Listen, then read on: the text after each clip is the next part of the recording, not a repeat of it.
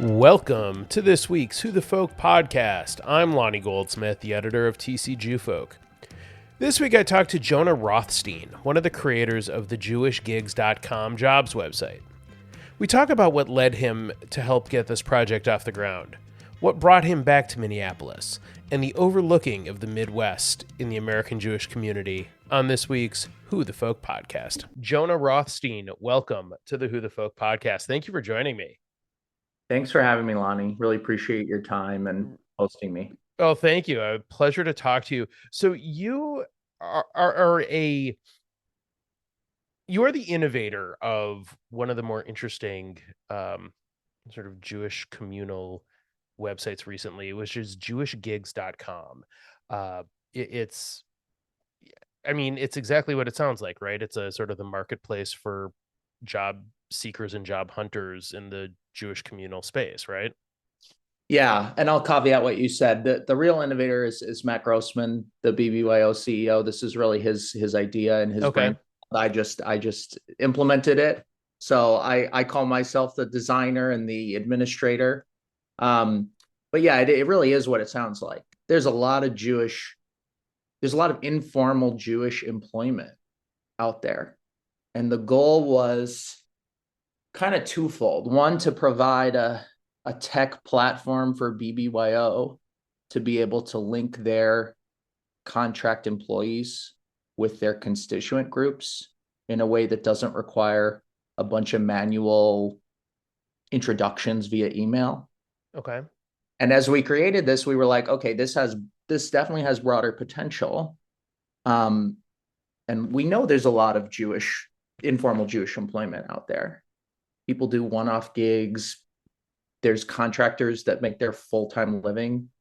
We wanted to give a space for people to be able to advertise themselves, and for those with opportunities to advertise the opportunities. So it's a two-way marketplace. That's something that makes it unique from the other ones. And there, you mentioned other ones. We don't need to name them. People can find them. I'm sure plenty of people know about them, but there are a lot of them out there. So how does what Jewish Gigs bring to the table differentiates itself from some of the competitors? Because obviously, like you said, there are more than you would think there might be.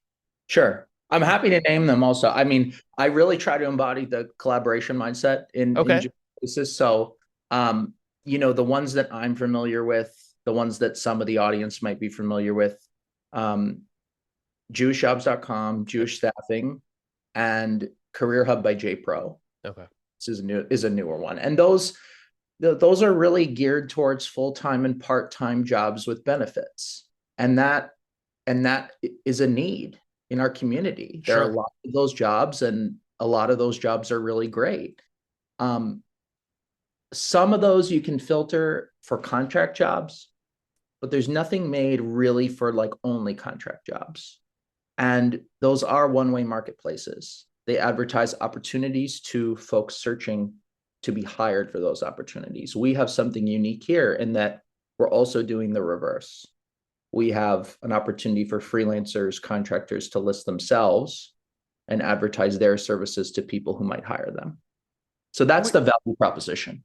And I think that's a really important one because, I know there are definitely times where an organization needs a specialist for a project, and it can be really hard to find somebody who, for a very specific role for a very defined period of time, can be really hard. And it's not always necessary to find somebody who's Jewish for it, obviously, but knowing that there are people who know the space, I would think saves a lot of time in the sort of educational component and having to teach X, Y, and Z about an organization or sort of what things mean, perhaps. That's right. And as someone who used to do a lot of that, I worked at Moishe House for 3 years running the retreats program. So I used to hire educators and logistics support staff all the time on a contractual basis. And it would have been really helpful for me to have a tool like this where I can easily format what I'm looking for and where the fields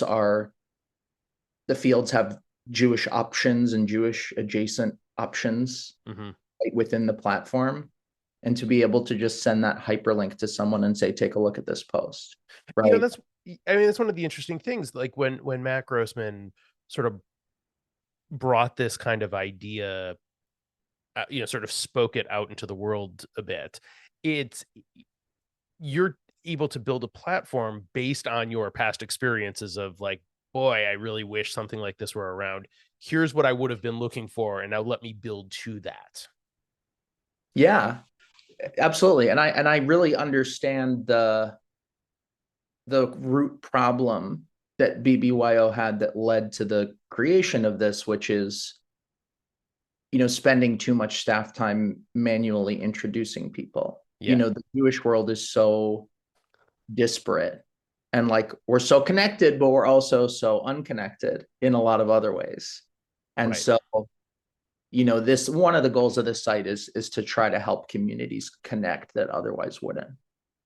And I think it's really interesting, sort of the two organizations that you that are sort of you have worked closely with in your past and your present, the two organizations you've mentioned that are also linked on the top, the header of the Jewish Gigs website, BBYO and Moishe House, looking for their general demographics younger, and it tends to be, it feels to me at least, generational, that more often than not, sort of the audiences close to that age are maybe more, uh they're more in the, having an open mind, let's say, towards freelance opportunities, stringing together a bunch of contract jobs, because maybe the age and stage that they're in, it just makes more sense.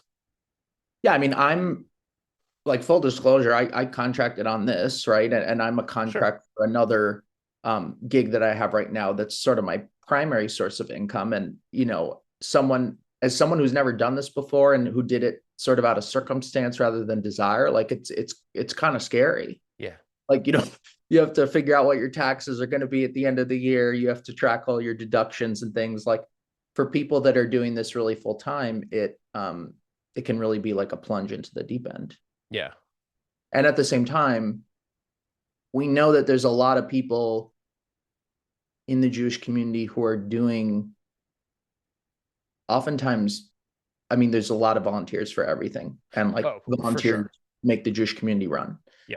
There's also a lot of people working things like religious school education, right? Where you might be getting a nominal salary, um, but you're really doing it because of the personal value that you get, but it's also a marketable skill, Yeah. right? No, absolutely. So is your background in sort of the Judaic realm, the IT realm? Like, I mean, obviously you've worked at and for pretty big Jewish organizations, in your life. What's the, I guess, sort of, how does this tie it all together? Sure, sure. My background's very firmly in the Jewish world. I Oh, worked okay. I worked at a campus Hillel for a year and a half, about 6 years ago, and then I worked for Moishe House for 3 years, um, coinciding with much of the pandemic, and that was a big challenge, but it was really rewarding too. Yeah. Uh, I moved back to Minnesota and wanted to move on to do some other things. Then when I ended my time at Moish House, this was presented to me as an opportunity for some supplemental paid work, and it sounded like a fun project, so I took it.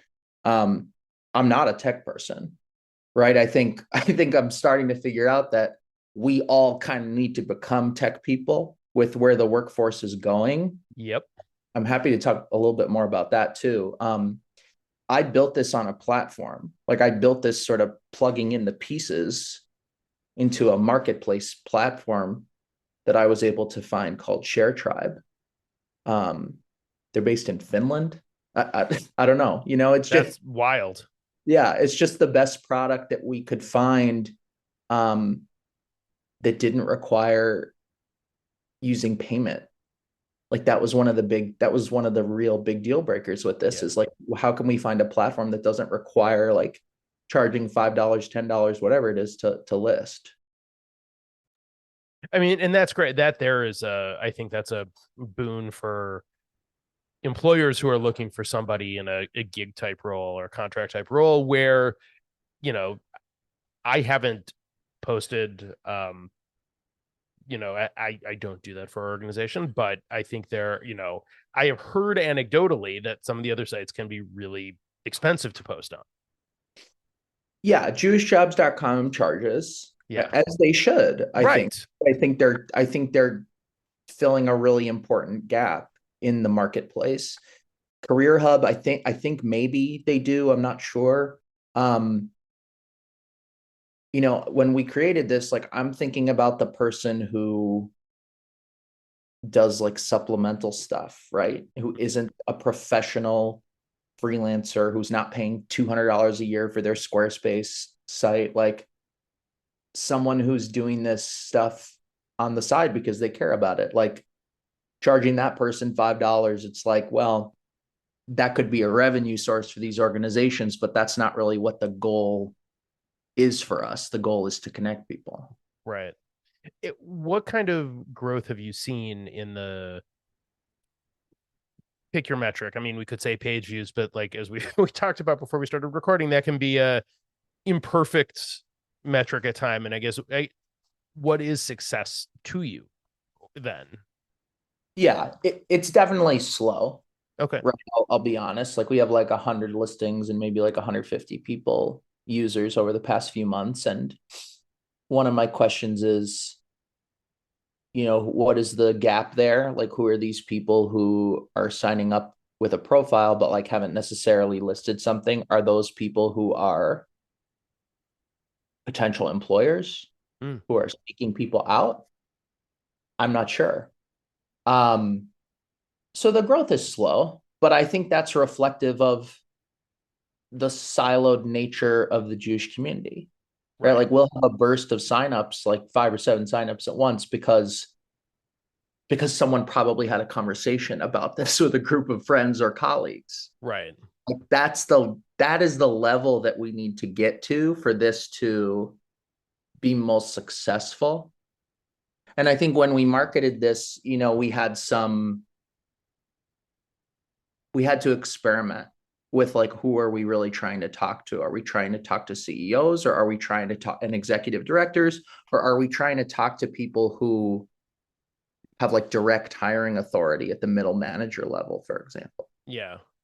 I mean, and just looking through it, it really is an interesting array of clearly there are some people who are Jewish who are posting jobs that they do and offering a service. And there are also people who are, looking, sort of advertising what they do and looking for an opportunity in that space. It's an interesting cross section.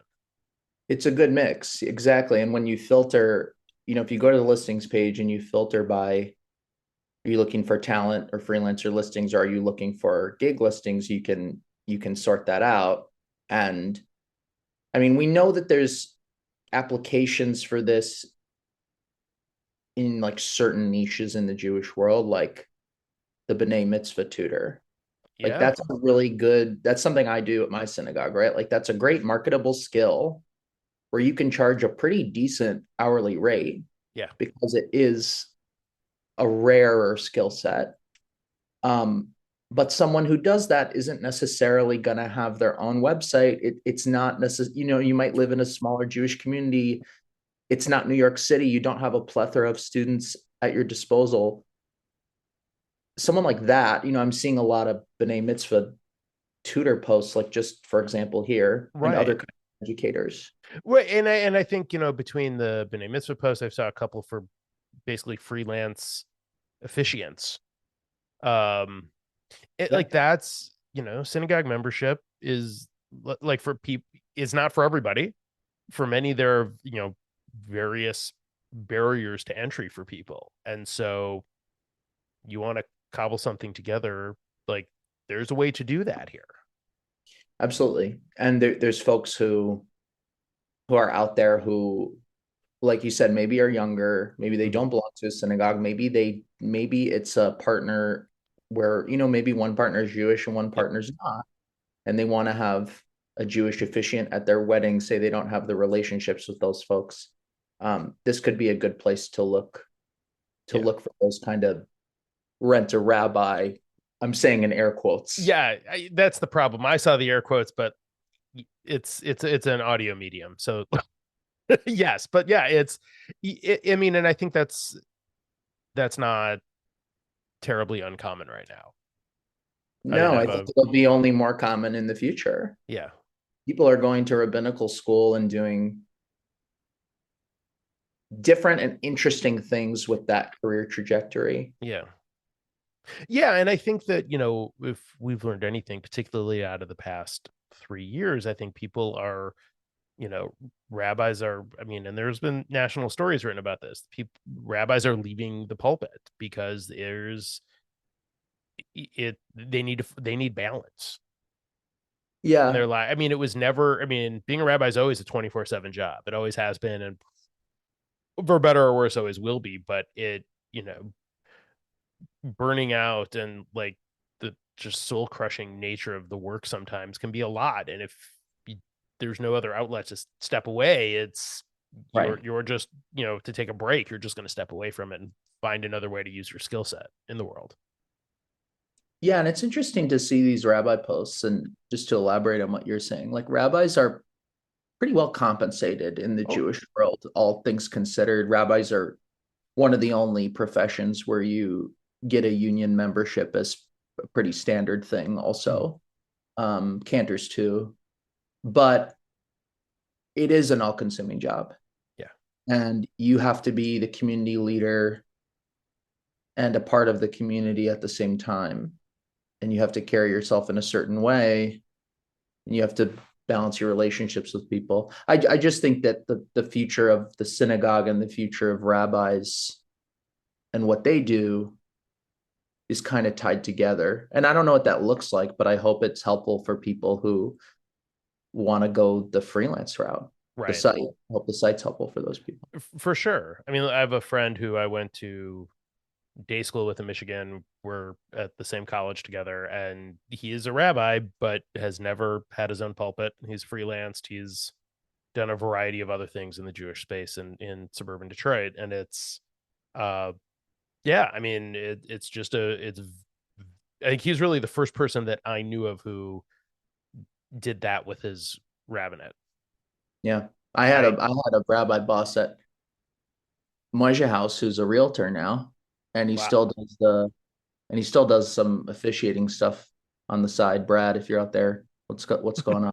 Um, so there's people doing interesting things and taking turns in their career too. So what is it that brought you either did are you back in Minnesota or are you newly to Minnesota? So I grew up here. Okay, so you Grew all up, right. So what is it that brought you back to Minnesota?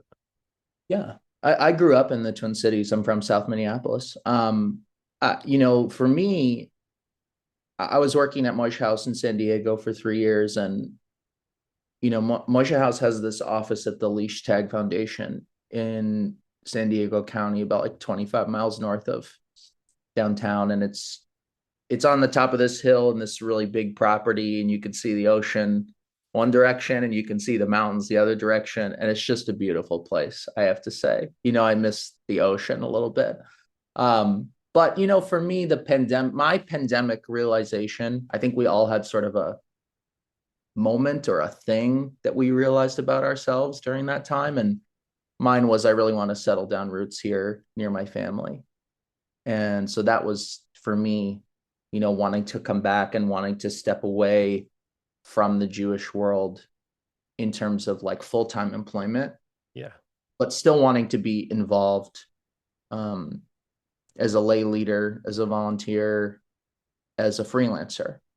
My relationship with the Jewish world is, I think, a lot healthier right now.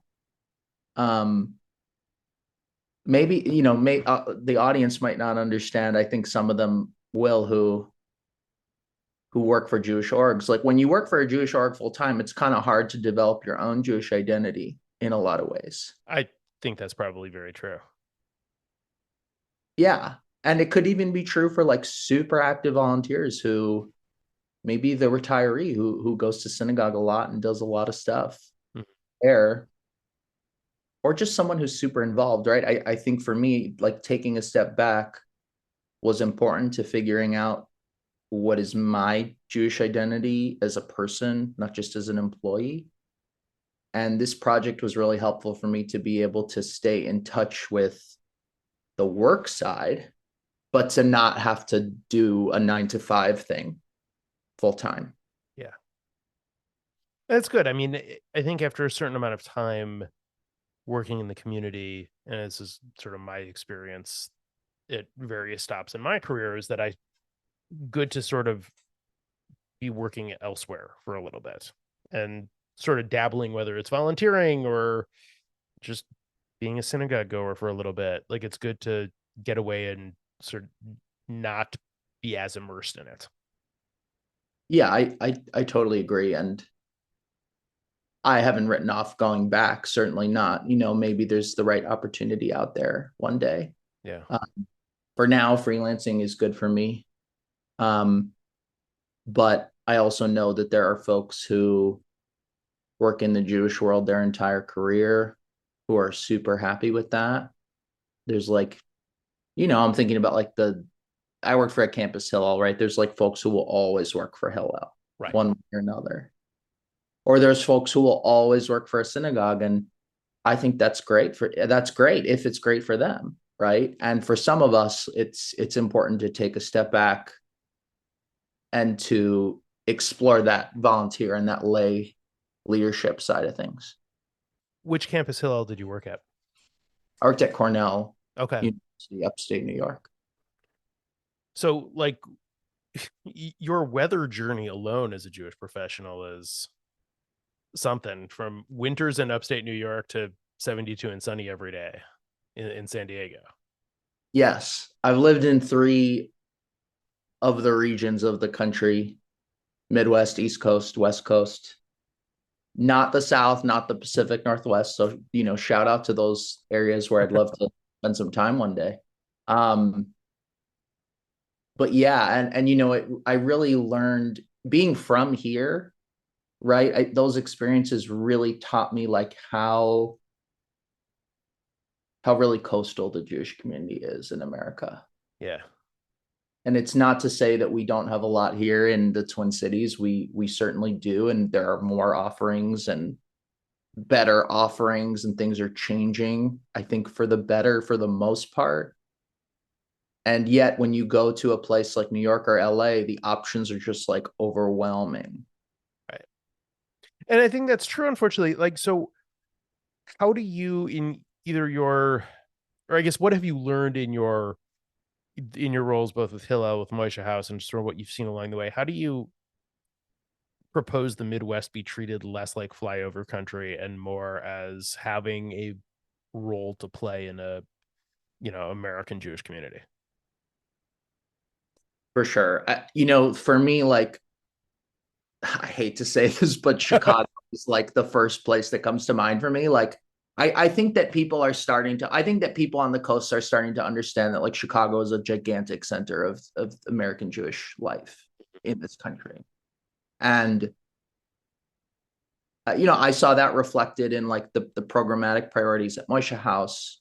One thing that I tried to do at Moishe House was to sort of diversify where we were having retreats. This was before the pandemic, and Okay. I was able to do some of it during too. I noticed we had an overwhelming amount of retreats in California and New York, right? And I was like, okay, that's great. And people will fly to these retreats. So it's like we can keep doing that if we want.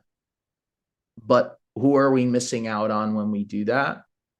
And what does it say about our like geographic and strategic priorities when we choose to do that? So I did a full review of like all the venues we used, and started to have more retreats in the South, started to have more retreats in the Midwest, the Pacific Northwest. I don't think we got to in my time there, but I think they've done it since. Okay. Um, if you put opportunities in the Midwest for Jews, like I do believe that people will come if it's marketed right, if there's an audience, if the connections are right between constituents and orgs. I think the ground is pretty ripe for that stuff now. Yeah.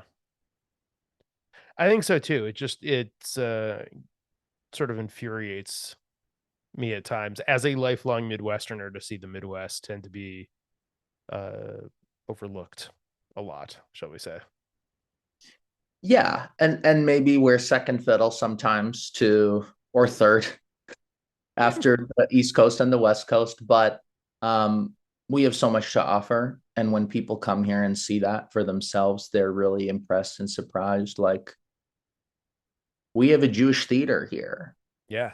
We have a new mikvah organization starting up, right? Like there are these things and these projects that people are and we have Jewish gigs, right? Which is not a product of the Midwest necessarily, but it is in that, I had a part in creating it. So there are people doing really cool things in town. And I think that when people hear about these things, they're impressed about what this community can offer Jewishly. Absolutely. Absolutely. And there is, I mean, there is so much happening, and I know so it, I think a lot of it gets lost, especially as we're sort of getting into summer and people tend to pack up and head to the cabins, or the kids go off to camp, or everybody sort of goes their own way and people take a bunch of time off. But there is such great opportunity here if you want to take it. Absolutely. Couldn't agree more. All right. Well, Jonah, last couple questions we're going to get to and let you get back to it. First, what is your favorite Jewish holiday? Good question.